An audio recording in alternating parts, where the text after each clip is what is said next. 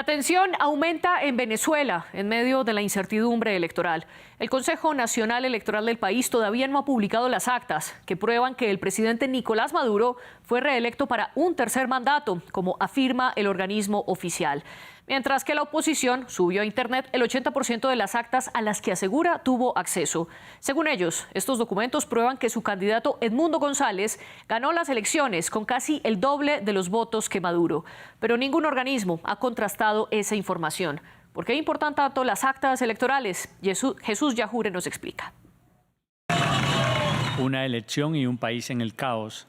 El CNE dio como ganador a Nicolás Maduro en un primer boletín electoral. Pero ¿cuáles son las irregularidades del proceso? Las actas, el centro de la disputa. Había 30.026 mesas en 15.797 centros de votación. Cada mesa emite un acta con la información electoral, pero esas actas aún no han sido publicadas por el organismo rector. La oposición denunció el retiro de sus testigos y la paralización de transmisión de los datos de cada mesa. El primer boletín. Nicolás Maduro Moro, del Gran Polo Patriótico, obtuvo 5.150.092 votos, con un 51.20%. El candidato Edmundo González, de la Mesa de la Unidad, obtuvo 4.445.978 votos, con un 44.2%. Con esta declaración del primer boletín con el 80% de votos escrutados, el CNE se saltó el paso de la totalización de las actas, como ordena el artículo 146 de la Ley Electoral. La discrepancia de las actas. La líder opositora, María Corina Machado, anunció la publicación de actas recabadas por sus testigos y González Urrutia habría obtenido más de 6 millones de votos. El Centro Carter y la observación. Mientras el Centro Carter, invitado como observador electoral, cuestionó la autenticidad de los resultados. El hecho que la autoridad electoral no haya anunciado resultados desglosados por mesa electoral constituye una grave violación de los principios electorales. Nicolás Maduro introdujo un amparo ante el Tribunal Supremo de línea oficialista para que dirima la controversia. El CNE no ha publicado las actas y suspendió el acto del segundo boletín electoral. Constitucionalistas aseguran que existen varios vacíos legales y que sin actas no puede haber proclamación. En medio de esta incertidumbre, diferentes países latinoamericanos le han pedido al gobierno venezolano que publique las actas. Esa es la postura que han tomado incluso algunos aliados de Maduro, como Colombia y Brasil. Aunque en la Organización de Estados Americanos, la OEA, se hundió una resolución para exigirle transparencia electoral a Venezuela. La exigencia se cayó por falta de un voto. Ante esta presión internacional, ¿cuál será la postura que tome Nicolás Maduro? ¿Ya están determinados los resultados de las presidenciales del pasado domingo? Lo analizamos hoy en el debate. Para eso nos acompaña en nuestro estudio Marta Lucía Márquez Restrepo. Ella es profesora de la Universidad Javeriana y directora del CINEP, el Centro de Investigación y Educación Popular de Colombia. Desde Maracaibo, en Venezuela, nos acompaña Juan Eduardo Romero, diputado a la Asamblea Nacional del periodo 2020 al 2025, miembro de la Comisión Permanente de Seguridad y Defensa de la Nación. Además, él es historiador y docente universitario. Y desde Bogotá se conecta con nosotros Gaby Arellano, política venezolana exiliada en Colombia. Gracias a los tres por acompañarnos y les recuerdo a ustedes y a nuestra audiencia que estamos en redes sociales como @France24-ES. Dejen sus comentarios sobre lo que opinan de este programa con el hashtag #ElDebateF24. Y mis redes personales son @MariaCleAguirre. También pueden escucharnos a través de Apple Podcasts, Spotify, Deezer y TuneIn. Marta Lucía Márquez, comienzo con usted. Bienvenida. ¿Cómo entender y explicarle a nuestra audiencia lo que está pasando en Venezuela? Finalmente, ¿cuáles son los resultados? Bueno, yo creo que sobre los resultados todavía no hay claridad y no hay transparencia, fundamentalmente porque el gobierno no ha entregado las actas electorales. Como lo manifestó el Centro Carter, esto es fundamental para poder avalar cualquier tipo de resultado. Entonces yo diría que estamos en un escenario de incertidumbre que se profundiza cada vez más en la medida en que pasa el tiempo y el gobierno no cumple con la obligación de entregar las actas para avalar el resultado al que está haciendo referencia. Juan Eduardo Romero, le doy también a usted la bienvenida al debate de France 24. ¿Por qué el gobierno venezolano todavía no publica esas actas de las que nos está hablando Marta Lucía? Bueno, primero, gracias a France 24. Yo creo que habría que comenzar por conocer la ley orgánica de procedimientos electorales y el reglamento de procedimientos. Cuando se hace la totalización no se hace entregando y publicando actas. Las actas con los testigos en cada mesa son transmitidas y ahí mismo verificadas. Lo que el CNE publica es el resultado de la totalización. Por eso que precisamente el presidente recurre a la sala electoral, porque porque no es candidata, María Corina Machado, ha creado una página paralela que usurpa funciones del Consejo Nacional Electoral. El Consejo Nacional Electoral es el único órgano por ley, tanto por la Ley Orgánica de Procedimientos Electorales como por el Reglamento de Procedimientos Electorales, para publicar los resultados. El primer boletín es sobre la totalización del 80%. Una cosa es la totalización, otra cosa es la publicación de los resultados por mesa.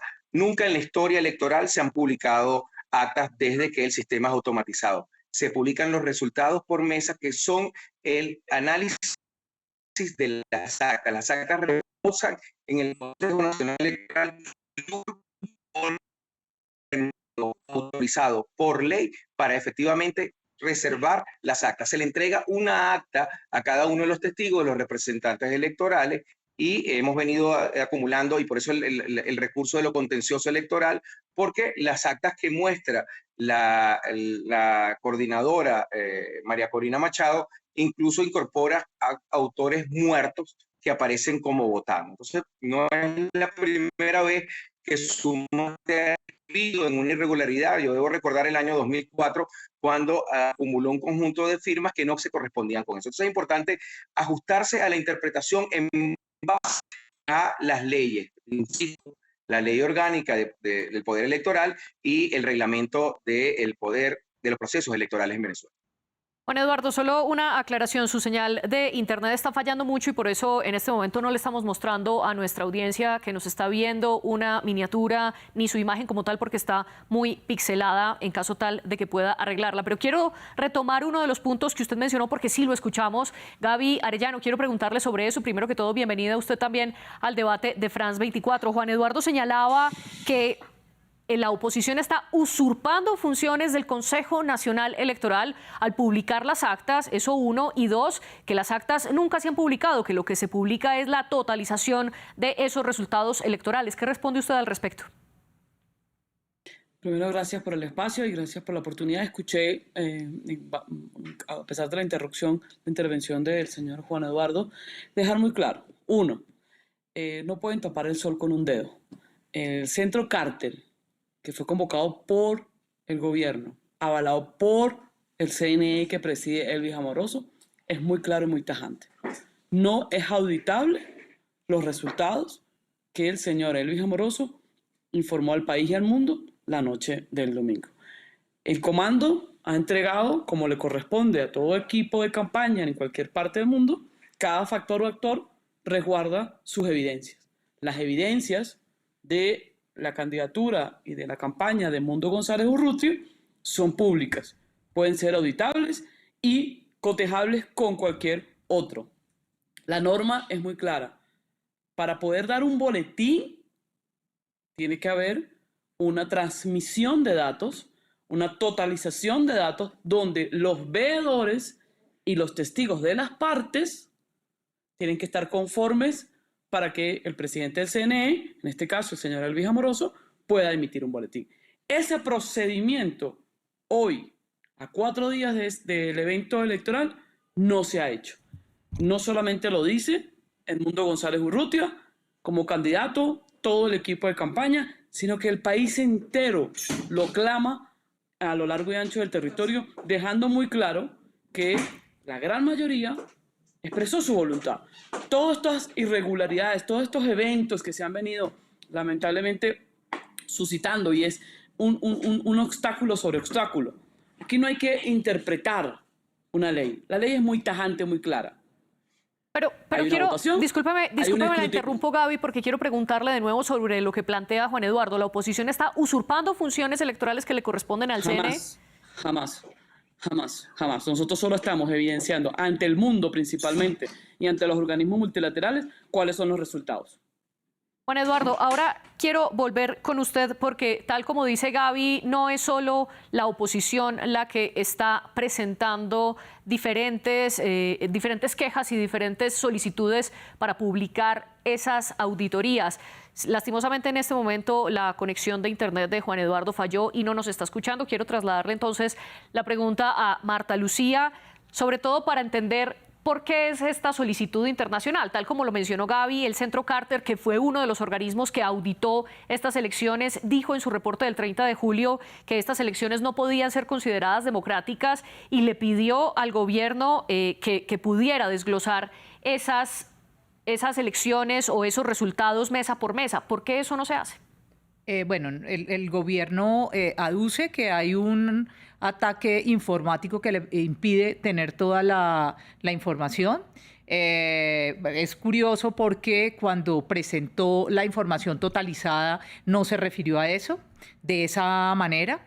Importante tener en mente que cuando se diseñan los reglamentos electorales de todos los países del mundo, ¿sí?, queda establecido todos estos mecanismos de control que básicamente deben servir para mostrarle a la sociedad donde se dan las elecciones que el procedimiento ha sido bien hecho y que hay salvaguardias. O sea, tiene que haber transparencia en esto. En el caso de lo que tiene que ver con el sistema venezolano, hay un voto electrónico del que se genera una papeleta que se introduce en unas urnas.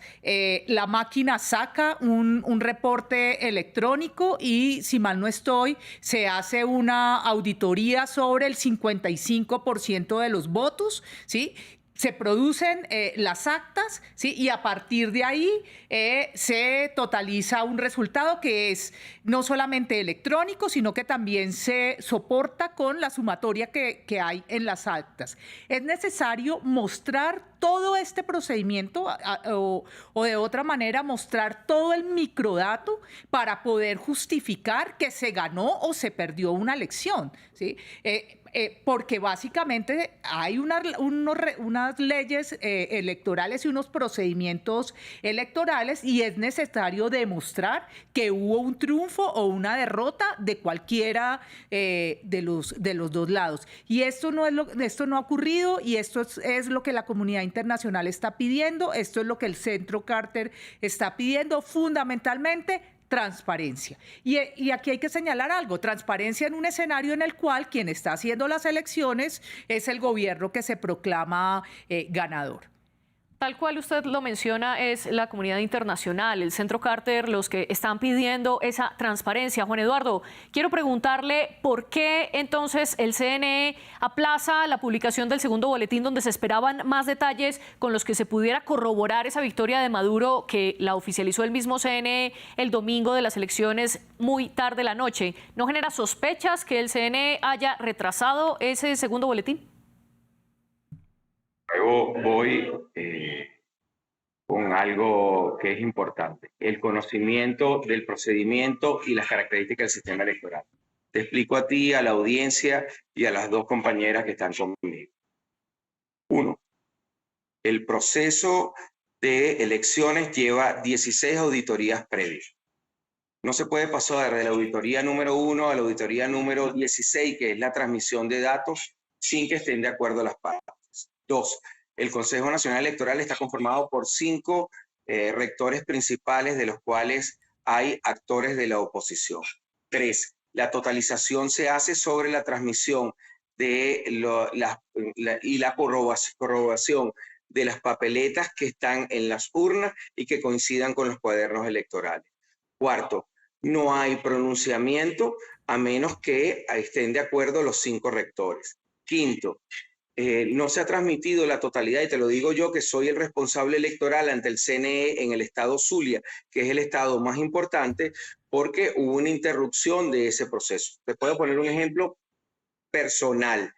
Yo tengo un municipio fronterizo con Colombia, que es Jesús María Semprún, que está a 8 horas de Maracaibo, y hasta este momento no hemos recibido la totalidad de esas actas, entre otras cosas porque la oposición cercó el proceso en varios centros electorales en ese municipio, y el protocolo de seguridad señala que cuando eso sucede deben trasladarse a otro sitio para hacer la transmisión. La transmisión no se ha completado porque el sistema de transmisión del Consejo Nacional Electoral, como fue denunciado por el presidente Nicolás Maduro y por el propio rector del Consejo Nacional Electoral, Elvis Amoroso, acompañado de los otros 4 rectores, de los cuales 2 son de oposición, ha señalado un intento de hackeo. Eso ha dificultado la transmisión de las actas. Las actas no han llegado al 100% de la transmisión, pero insisto, eso no impide la totalización.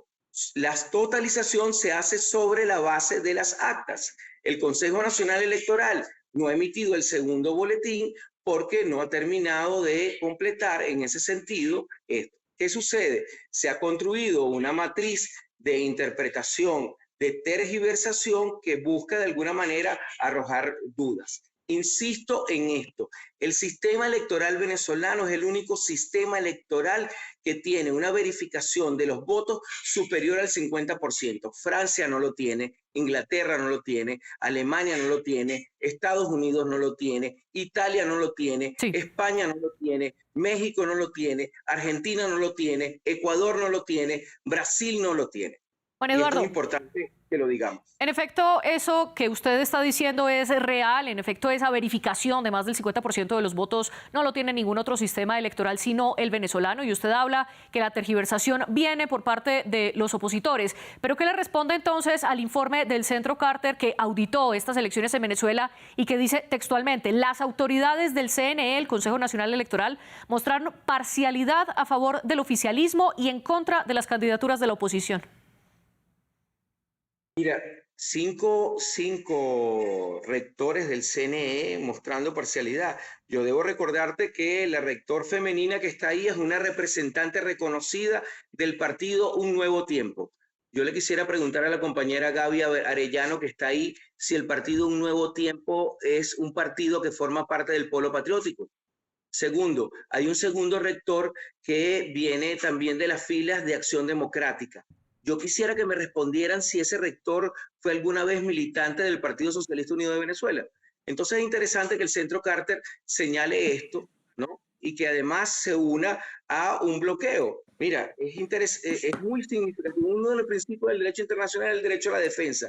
¿Por qué será que los medios internacionales como Facebook y X bloquearon la emisión y la reproducción de las redes del presidente Nicolás Maduro y de algunos líderes principales de este proceso? ¿No será toda una operación comunicativa de tergiversación y de manipulación cognitiva en torno a esto? Una cosa es que la oposición diga que había cola en los centros de votación, y otra cosa es hacer una extrapolación, una generalización, que es una de las operaciones características de las guerras psicológicas, tal como lo señalaba Goebbels en la segunda mitad del siglo XX, para afirmar que efectivamente tiene la mayoría de los votos. El Centro Carter está, a pesar de esa comunicación, hasta el día de hoy, participando en los centros donde están reunidos la mayor cantidad de las urnas y las actas de transmisión. Una cosa es esa. ¿Y por qué el Centro Carter sigue estando presente en el proceso de verificación, en donde además, que debo decir, vuelvo y te repito, yo soy el representante electoral en el sur y sé lo que te estoy diciendo, donde además están presentes en el centro del país representantes de... Tuvimos problemas de nuevo con el internet de Juan Eduardo. Sin embargo, quiero retomar el punto que él estaba mencionando de que el Centro Carter está unido a un bloqueo que, según Juan Eduardo, es internacional. Él hablaba de una operación comunicativa y de tergiversación en contra del gobierno venezolano y de las elecciones. Gaby, ¿qué responde usted al respecto? Primero, dejar claro que en Venezuela no hay medios de comunicación independientes, que en Venezuela se hizo todo un proceso de campaña, si lo podemos llamar, en total desigualdad, El candidato Edmundo González no pudo ni siquiera recorrer el país entero, no hubo un medio de comunicación, no hubo vallas publicitarias. Lo que se vivió antes del 28 de julio no fue una campaña electoral equitativa y eso parte por la expresión en los medios de comunicación. Esta narrativa de que siempre es un enemigo externo el que bloquea y hace que todo parezca terrible para lo que acompaña a Nicolás Maduro es repetida, es reiterativa, lo han dicho en los últimos años, pero hoy la evidencia es fundamental y en eso se trabajó antes del 28 de julio, en tener la evidencia, y hoy la evidencia es muy clara. La evidencia fue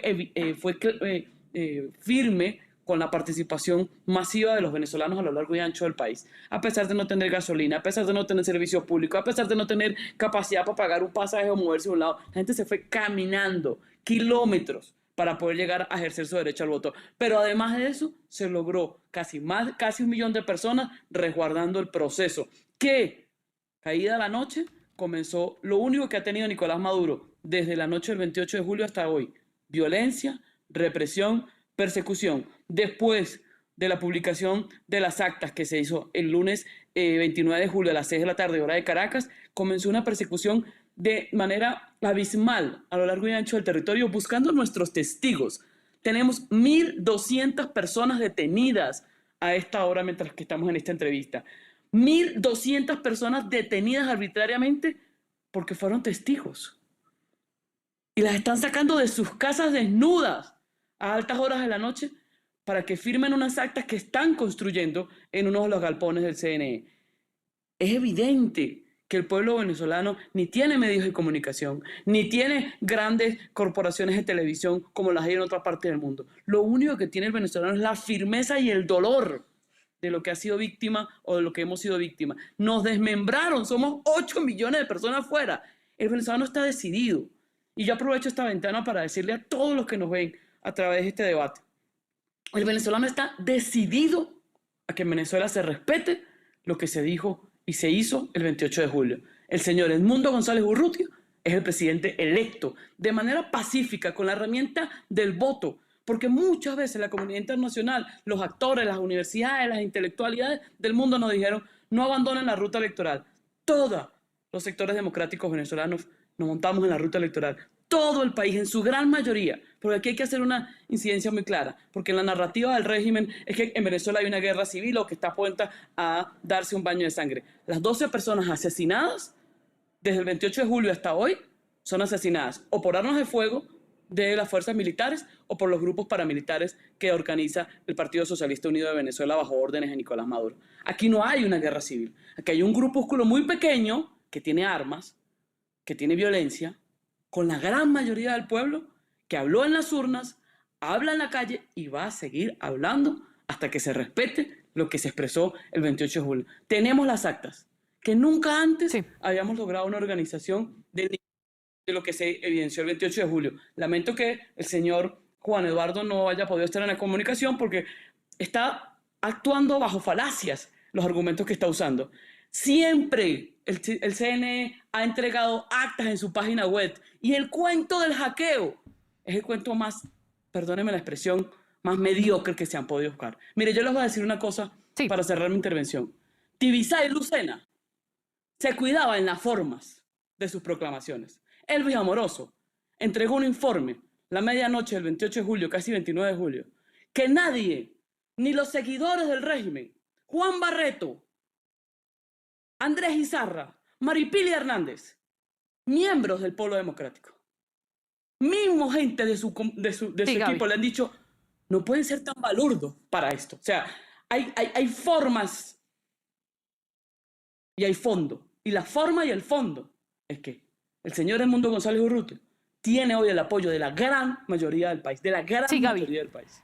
Al respecto, usted mencionaba que había 12 muertos. Esas cifras todavía varían un montón dependiendo de quién las diga. El Foro Penal Venezolano habla de 11 muertos, María Corina Machado habla de 16, Luis Almagro desde la OEA, el secretario general de la OEA, habla de 17 y Human Rights Watch habla de 20 fallecidos desde que comenzaron las protestas desde el pasado 28 de julio. Mientras que sobre los detenidos, La Fiscalía venezolana habla de 1.062 personas detenidas y posteriormente el presidente Nicolás Maduro habló de más de 1.200 detenidos. Quiero volver con usted, Marta Lucía, sobre todo para explicarle a nuestra audiencia. Vemos en Juan Eduardo y en Gaby esas narrativas que estamos viendo también en Venezuela. Desde el oficialismo defienden que Maduro es el presidente reelecto. Desde la oposición dicen que el ganador es Edmundo González. Ante este panorama, ¿qué va a pasar entonces? ¿Quién es el próximo presidente de Venezuela? Bueno, yo esperaría que el gobierno en un tiempo prudencial presente unas actas que sean auditadas. Eso es lo que uno esperaría en una democracia de muy baja calidad como es la democracia venezolana. Entonces, quisiera como académica aportar un dato, ¿sí? Para salir un poco de las discusiones, digamos, en un escenario un poco político, y es señalar que hay quienes miden la calidad de la democracia en el mundo. Hay un indicador de la Universidad de Gotemburgo, ustedes pueden encontrar en la página V-Dem, Varieties of Democracy, y los países con peor evaluación democrática en América Latina son Nicaragua, Venezuela y Cuba. ¿Sí? Y esto fundamentalmente porque no hay división de poderes. En esa medida, llevar el caso al Tribunal Supremo de Justicia, pues es una forma de digamos, como de enredar las cosas en un mecanismo judicial y en un tribunal en el que sus miembros son mayoritariamente del gobierno, pero efectivamente también es un país donde no hay libertad de medios, donde lo que se ha producido es una hegemonía comunicacional y donde, como lo dice el Centro Carter, que es un observador súper habilitado y profesional en el seguimiento de las elecciones, ha señalado que no se produjeron las garantías para que se pudieran dar unas elecciones libres y transparentes. Entonces, yo creo que hay cuestiones fácticas que no se pueden negar. Elecciones en una democracia de muy, muy baja calidad, en un escenario donde no se garantizaron las libertades de la oposición y donde el gobierno pone a circular una narrativa que ha sido histórica en el chavismo, y es el hecho de que hay un opositor externo, que es el imperio, y un opositor interno que históricamente habían sido las oligarquías y que ahora son las derechas. Circula, por supuesto, esta narrativa muy peligrosa porque esta narrativa es maniqueísta. Un polo del discurso es malo, y quienes han estudiado el tema de violencia política y particularmente el tema del genocidio señalan que la violencia se profundiza justamente cuando se construye al adversario como un otro profundamente malvado, cuando se le animaliza, ¿sí? O cuando se deshumaniza. Y en este discurso, por ejemplo, se ha hecho referencia a la derecha como los demonios o demonias, dijo el presidente. Yo hago este comentario porque hice un trabajo de mucho tiempo sobre el discurso político del chavismo. Creo que en este escenario lo que hay que hacer es tratar de mover el lenguaje, ¿sí? Evitando la violencia lingüística y, por supuesto, apoyándose en la ley y en las exigencias que la ley permite, y desmontando los discursos de odio. Si no, lo que puede ocurrir es algo muy peligroso y muy costoso para ese país y para América Latina. Y en esa línea que usted dice, Marta Lucía, le quiero preguntar a Juan Eduardo, ¿es violencia lingüística que el presidente Maduro diga que la líder de la oposición, María Corina Machado, y el candidato Edmundo González deben ser arrestados?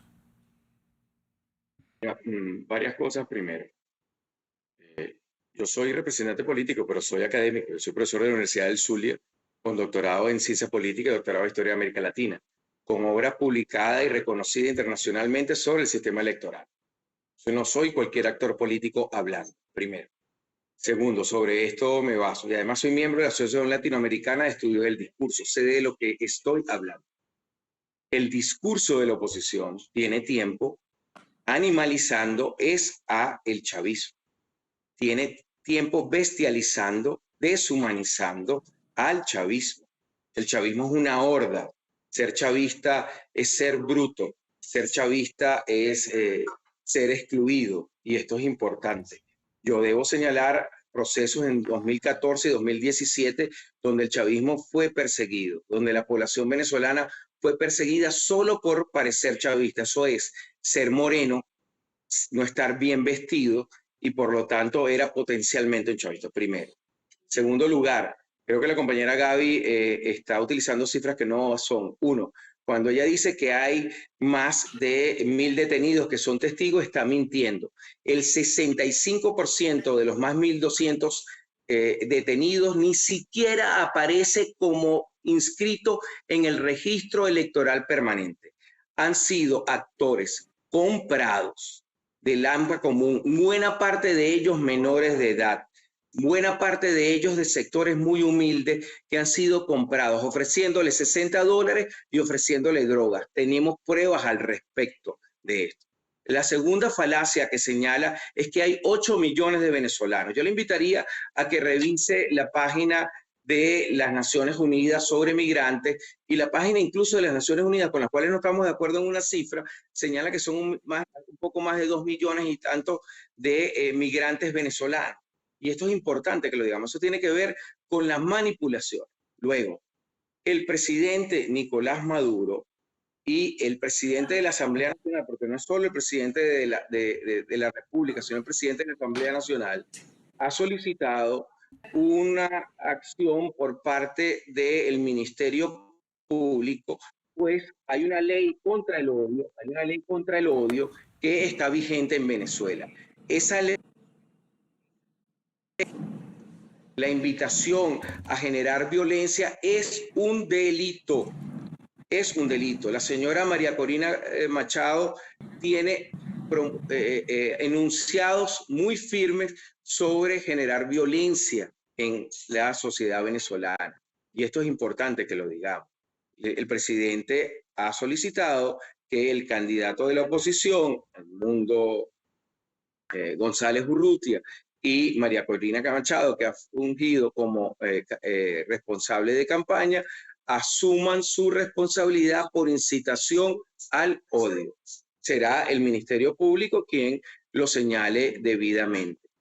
Hay cantidad de muertos. Yo te puedo poner un caso. Sí. Mi madre tiene 91 años, compañera. Y nunca ha sido militante de este proceso. Vive en un conjunto residencial de clase media en el estado Zulia, en una parroquia muy característica, y ha recibido amenazas solo porque su hijo, que les está hablando, es un militante del Partido Socialista Unido de Venezuela. 91 años, ciega, viviendo con mi hermano mayor que tiene 65 años. Si eso no es incitación al odio, indíquenme qué es. Yo estoy aquí, la señorita Gaby Arellano está muy cómodamente viviendo en el exterior. Yo he tenido que sufrir todas las condiciones de agobio, asfixia. Tengo 2 hijas que sufren de dermatitis atópicas y sus medicamentos no se consiguen porque más de 123 laboratorios han sido retirados de Venezuela. Yo sé muy bien de lo que estoy hablando porque yo vivo en Venezuela, no me he ido al exterior.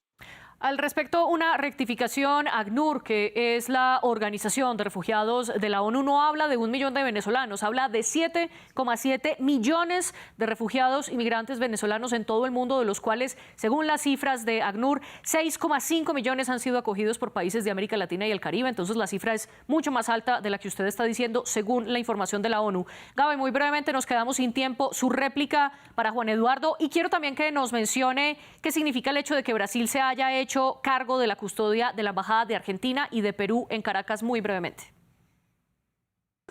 Yo solo le voy a decir a Juan Eduardo, nos vemos pronto en Venezuela, en la Venezuela de la construcción, porque ustedes son una realidad política y la van a seguir siendo. Aquí no hay persecución, aquí no hay exterminio. El final del sistema que representa Maduro es el final. Ya el país habló. El país habló con firmeza y con claridad. La violencia, los muertos, las detenciones solo son las últimas patadas de ahogado de un sistema que está en su ocaso. 1. 2. Para ellos en la narrativa siempre todo lo que dicen los demás es inventado. Usted, como moderadora de este debate, lo ha dejado en evidencia. 3. Nosotros estamos convencidos y con la evidencia ante la comunidad internacional. Por eso lo que sucedió el día de hoy, inédito, pocas veces visto en el mundo, como un gobierno como el de Brasil, que no es ideológicamente el mismo que el de Argentina, hoy estén protegiendo la vida de venezolanos en el territorio venezolano. Y cierro diciendo esto a la comunidad internacional por este espacio y este medio de comunicación. La verdad no la puedes tapar con un dedo. La verdad es el camino a la paz de Venezuela.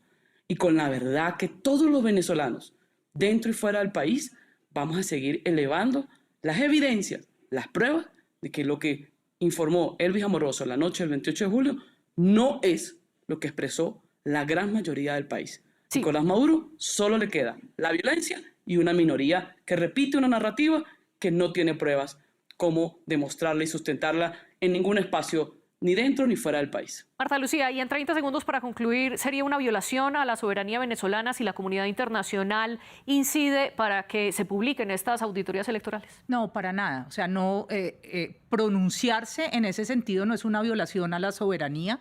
En el hemisferio occidental la democracia se considera un valor, entonces la comunidad internacional puede exigir que se realicen elecciones libres y transparentes, como también puede exigir, y yo quisiera cerrar con ese mensaje, que se desmonten las narrativas que están montadas en estos discursos bipolares y maniqueístas, vengan donde vengan, para que sea posible un diálogo, y en el caso de que el gobierno de Nicolás Maduro haya perdido, como muchos de nosotros pensamos que ocurrió porque no ha mostrado las actas, que se pueda avanzar en una transición negociada, en paz, y que se reconcilien los venezolanos. Y para construir ese diálogo es que está aquí el debate de France 24. Marta Lucía Márquez, Juan Eduardo Romero y Gaby Arellano, gracias por hacer parte de esta discusión y gracias también a nuestras productoras Laura Garzón y Tania Herrera. Ustedes vean más en france24.com.